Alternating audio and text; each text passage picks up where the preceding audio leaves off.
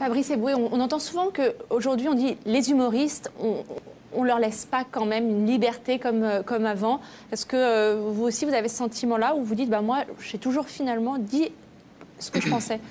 C'est bon, si tu prends le grand changement, si tu veux, que dans les années 80, je parlais des blancs manteaux, du point virgule, etc., c'est que les gens, ils avaient la démarche d'aller découvrir des jeunes humoristes, des nouveaux talents, etc.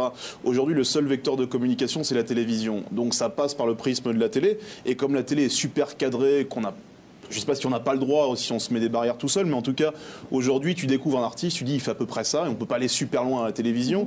Et quand tu te fais ta promo à la télé, il faut que ça corresponde à peu près à ce que tu fais sur scène. Et donc, le problème, il est plus là aujourd'hui. Après, moi, sur scène, j'essaye de parler plein de choses. Par exemple, tu prends la politique, c'est un truc aujourd'hui, tu as l'impression qu'il n'y a plus que Bernard Mabille et Audezane qu'on peut parler de politique sur scène, alors que ce n'est pas forcément ringard de dire ce qui se passe aujourd'hui dans ce pays-là. Moi, j'essaye de l'aborder de diverses façons dans mon spectacle. Après, non, je pense que c'est aux humoristes de se prendre en main. Moi, je pense qu'on est des poils à gratter, qu'on est là pour ça. Maintenant, c'est à chacun. Bruno ? Oui, non, mais c'est vrai mais c'est surtout qu'il y a une époque où on vit dans une époque où il y a beaucoup de choses qui sont considérées comme politiquement incorrectes et qu'on ne peut plus aborder comme on l'abordait. Quand je vois comment des proches parlaient, même parler des juifs, parler des noirs, parler du sexisme, de l'homophobie, etc. Autrefois, avec une liberté de ton qui faisait qu'on ne pouvait pas le soupçonner d'être antisémite. Ou aujourd'hui, effectivement, quand on aborde certains des sujets, tu as des corporations qui tombent sur la gueule, tu as t'as des lobbies qui s'inscrivent, qui font que maintenant on essaie de cadrer les humoristes dans un truc qui ont du poil à gratter, certes, mais pas du poil véritablement à déranger. Quoi.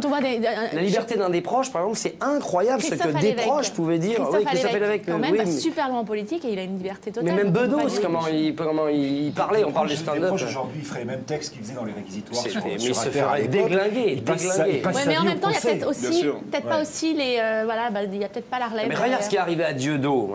Mais lui, attends, arrête. Mais attends, je vais t'expliquer justement. Dieudo, c'était un très très bon pote à moi. C'était mon meilleur ami quasiment dans ce métier. Jusqu'au jour où, effectivement, j'étais dans une émission sur France 3. C'était un hommage au nul. Marc-Olivier Fogel avait invité Dieudo. Et il y avait Jamel d'ailleurs aussi à cette émission. Nous étions Yvan et moi. On faisait un hommage au nul. Et il était là. Il fait ce fameux sketch assez ambigu, certes, mais qui reste un sketch. Et qui était pas mal en plus, le sketch.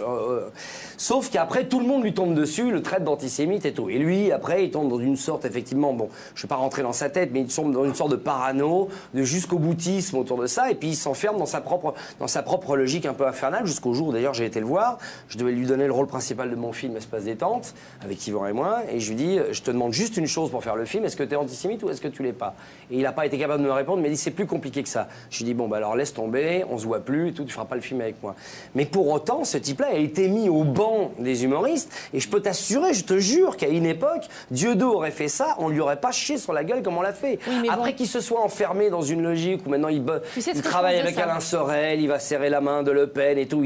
Effectivement, maintenant, il est dans une sorte de logique très qui moi me dérange absolument, mais je te jure ça ne lui sera pas arrivé. Oui, mais il a été récupéré lui aussi. Il a été récupéré par l'autre camp qui a dit viens chez nous, viens, puisqu'ils t'en veulent, c'est bien la preuve, tu vois, que les Juifs t'empêchent de travailler. Et effectivement, maintenant, il sait plus vraiment où il en est. J'espère que dans quelques années, il fera son grand mea culpa. C'est pas aussi simple que ça, tu vois, parce que c'était vraiment, tu vois, il a quand même bossé avec Dieudonné pendant des années, donc on peut pas avec Elie Semoun pendant des années. Donc tu vois, même Elie, toi-même tu lui as posé une question qu'il a pas été capable. Oui, non, mais je dis pas qu'à un moment il n'a pas basculé dans quelque chose que je trouve limite. Mais il a été massacré avant même de pouvoir s'exprimer vraiment. En plus que tu prennes tous les humoristes du Jamel Comedy Club, on reconnaît tous que Dieudonné sur scène, et je te parle pas de ce qu'il dit en dehors de scène, c'est une leçon au niveau des personnages, etc. Tout le monde. Et avant le divorce de Patrick, il faut savoir qu'il avait déjà des soucis. Et il a reconquis déjà une première fois le public avec son spectacle, parce qu'au niveau de la scène, Dieudonné, c'est indiscutable. Ouais, il est super bon, quoi. Quand tu regardes, et bon, évidemment, après, tu choisis, quand tu lis Céline, tu choisis de mettre de côté ce qu'il pense. Bon, après, c'est vrai que c'est devenu super tendancieux. Le seul truc qui est dommage, c'est que Dieudonné, qui était un artisan, peut-être un des derniers de la liberté d'expression, toute sa démarche, finalement, ça a été l'inverse. Et que ça s'est encore plus refermé depuis ces incidents. Et moi, avec ma gueule, tu penses bien que je dis le mot juif ou autre pendant mes spectacles, il y a l'espèce de fantôme du Dieudonné qui ressort à chaque fois, quoi, à chaque coup.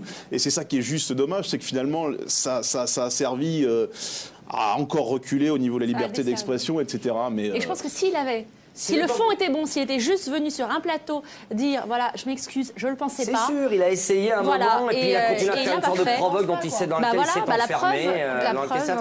En tout cas, il y a une vraie liberté. Je veux pas brûler ce qu'il a été. Quand tu voyais le divorce de Patrick, il évoquait moi, sur le terrorisme et tout. Tu m'en voudras pas, mais j'ai pas du tout envie de faire un hymne à Dieudonné. Plutôt